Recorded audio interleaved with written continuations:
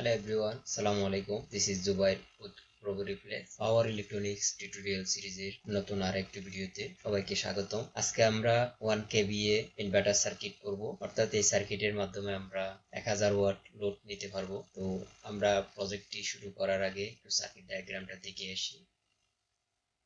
এটা হচ্ছে আমাদের 1 kVA 1000 ওয়াটের ইনভার্টার সার্কিট। তো আমরা সরাসরি প্রোটিয়াস সফটওয়্যারে চলে যাই। আমাদের সফটওয়্যারটি ওপেন হয়ে যাচ্ছে। আমাদের সফটওয়্যারটি ওপেন হয়ে গেছে। আমরা একটু এরিয়াটা বড় করে নিব। সিস্টেমে গিয়ে আমরা A3 করে দিব। তো আমাদের এরিয়াটা বড় হয়ে গেছে। এখন হচ্ছে আমাদের কম্পোনেন্টগুলো নিয়ে ফেলতে হবে। প্রথমে হচ্ছে আমরা একটা ডায়োড নিয়ে নিব।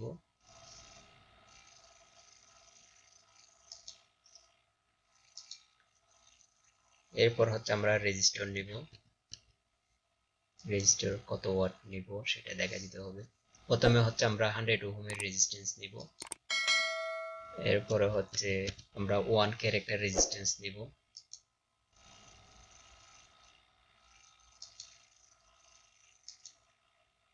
এরপর হচ্ছে আমরা 220 ওহমের রেজিস্ট্যান্স নিব।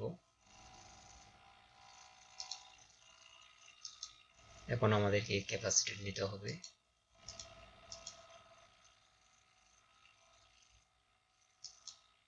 এদিকে আর একটা ক্যাপাসিটর নিতে হবে। এরপর হচ্ছে আমাদের আরেকটা রেজিস্ট্যান্স লাগবে 18 কে।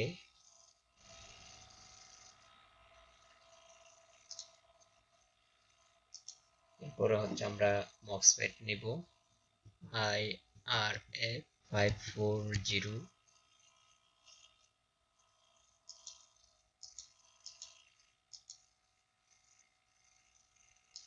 এখন হচ্ছে আমাদেরকে ব্যাটারি নিতে হবে সোর্সের জন্য। আমরা ডিসি ব্যাটারিটা নিয়ে নিলাম। এরপর হচ্ছে আমাদেরকে একটা ট্রান্সফরমার নিতে হবে। ট্রান্সফরমারটা হইতে হবে আমাদের 2V3S। এই ট্রান্সফরমারটা নিয়ে নিলাম। তারপর হচ্ছে আমাদেরকে আরেকটা আইসি নিতে হবে CD4047BCN। এই আইসিটা নিতে হবে। আমাদের অলমোস্ট সব কম্পোনেন্ট নেওয়া শেষ। এখন হচ্ছে আমরা কম্পোনেন্টগুলো বসাই ফেলবো। প্রথমে হচ্ছে ব্যাটারিটা দিয়ে দিলাম। তারপর হচ্ছে আমরা ডায়োড দিয়ে দিব। আমরা একটা এলইডি নিতে হবে। এলইডি ভুলে গেছিলাম, একটা রেড এলইডি নিয়ে নিব।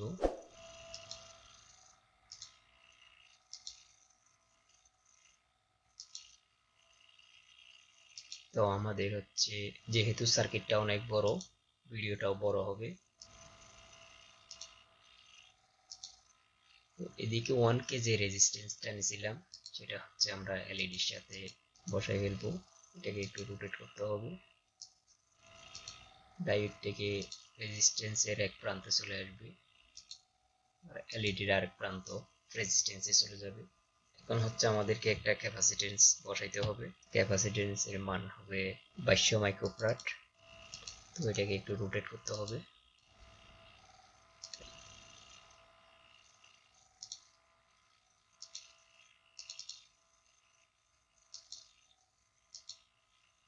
এখানে হচ্ছে আমাদেরকে 2200 মাইক্রোফ্যারাড লিখে দিতে হবে।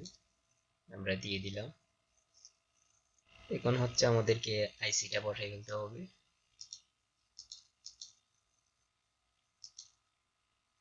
একটু জুম করি।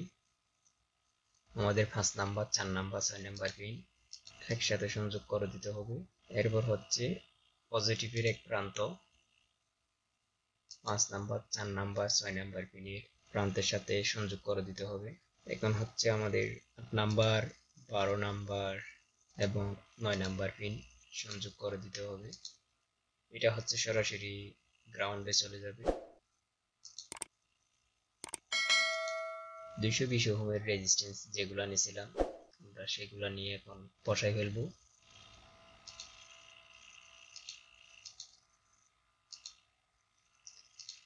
10 নাম্বার পিন একটা রেজিস্ট্যান্সের সাথে সংযুক্ত হবে। 11 নাম্বার পিন আর একটা রেজিস্ট্যান্সের সাথে সংযুক্ত হবে। 3 নাম্বার 1 নাম্বার 2 নাম্বার পিনের কিছু কাজ বাকি। আমরা সেগুলো একটু করে নিব। 3 নাম্বার পিন এবং 1 নাম্বার পিনে ক্যাপাসিটর বসবে। আমাদের এই ক্যাপাসিটরটা এখানে বসবে, এটাকে একটু রোটেট করতে হবে। 3 নাম্বার পিন সরাসরি ক্যাপাসিটরের এক প্রান্তে চলে যাবে, 1 নাম্বার পিন সরাসরি ক্যাপাসিটরের অপর প্রান্তে চলে যাবে। তারপর আমাদের ক্যাপাসিটরের মানটা একটু চেঞ্জ করে দিতে হবে। এটা হচ্ছে 0.1 মাইক্রোফ্যারাড হবে, দিয়ে দিলাম। তারপর হচ্ছে 1 নাম্বার পিন থেকে আমাদের 18 যে রেজিস্ট্যান্সটা নিয়েছিলাম ওটা সংযোগ করে দিব। একটু রোটেট করে নিই।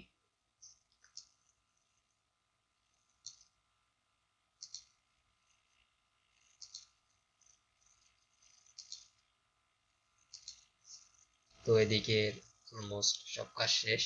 এখন হচ্ছে আমরা মক্সফেট গুলা বসাই ফেলবো।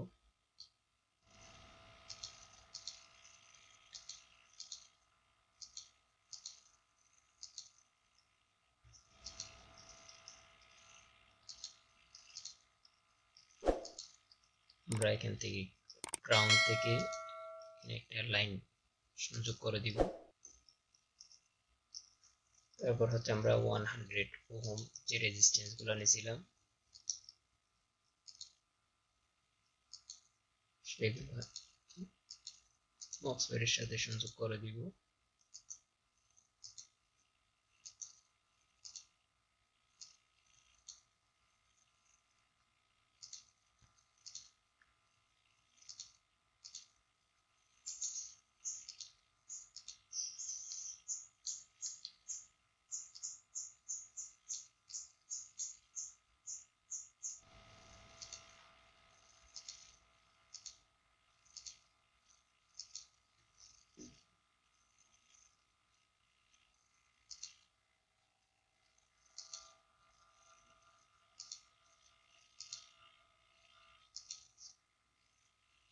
দশ নাম্বার পিন রেজিস্ট্যান্স হয়ে আমাদের 100 ওহম রেজিস্ট্যান্সে চলে যাবে সংযোগ।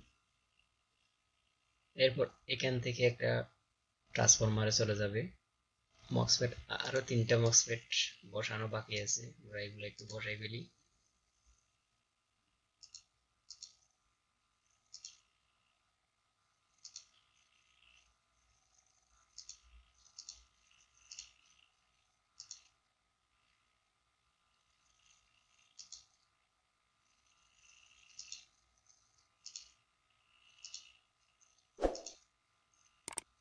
তারপর আমাদের রেজিস্ট্যান্স গুলো বসাই ফেলবো। এগুলোকে একটু রোটেট করে নিই।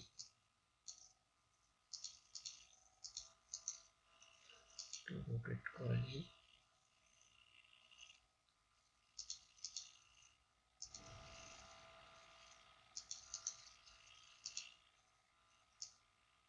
তিন নাম্বার রেজিস্ট্যান্সটাও রোটেট করে নিলাম,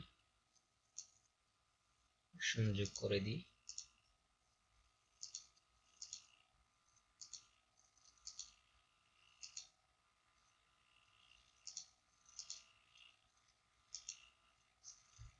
এই রেজিস্ট্যান্সের এক প্রান্ত হচ্ছে আমাদের 11 নাম্বার পিন থেকে যে রেজিস্ট্যান্স 220 ওহমের ওই রেজিস্ট্যান্সের সাথে সংযোগ করে দিছি। আর হচ্ছে এই প্রান্ত হচ্ছে আমরা নেগেটিভে সংযোগ করে দিব। তারপর হচ্ছে আমাকে এই জায়গায় একটা নেগেটিভ বসাইতে হবে।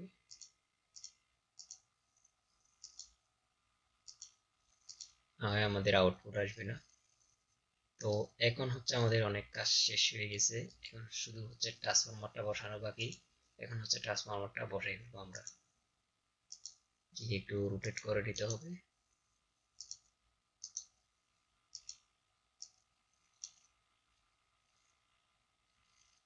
তো আমাদের এখান থেকে এক প্রান্ত ট্রান্সফরমারে চলে যাবে।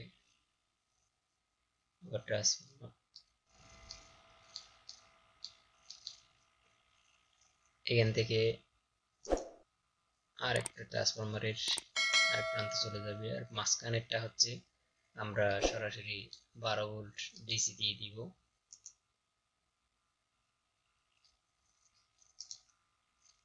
12 ভোল্ট ডিসি দিয়ে দিলাম। তো এখানে কিছু ক্যালকুলেশন আছে, সেগুলো করতেছি এখন। এর আগে হচ্ছে আমরা একটা মিটার বসাই নিই, কারণ হচ্ছে এখানে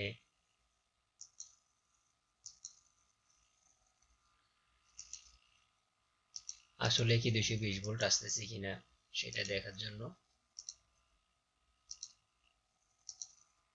তো ট্রান্সফরমারে ডাবল ক্লিক করে আমরা প্রথমে হচ্ছে 4H দিয়ে দিব, এরপর হচ্ছে 60 দিয়ে দিব, এরপর ওকে করে দিব। তারপর আমরা এদিকে 12 ভোল্ট ঠিক আছে কিনা দেখব। 12 ভোল্ট ঠিক আছে। আর এখানে হচ্ছে আমরা 4 দিয়ে দিব, 4H। তো আমাদের সার্কিট ডায়াগ্রাম ড্র করা শেষ। এখন হচ্ছে প্রজেক্টটি রান করব।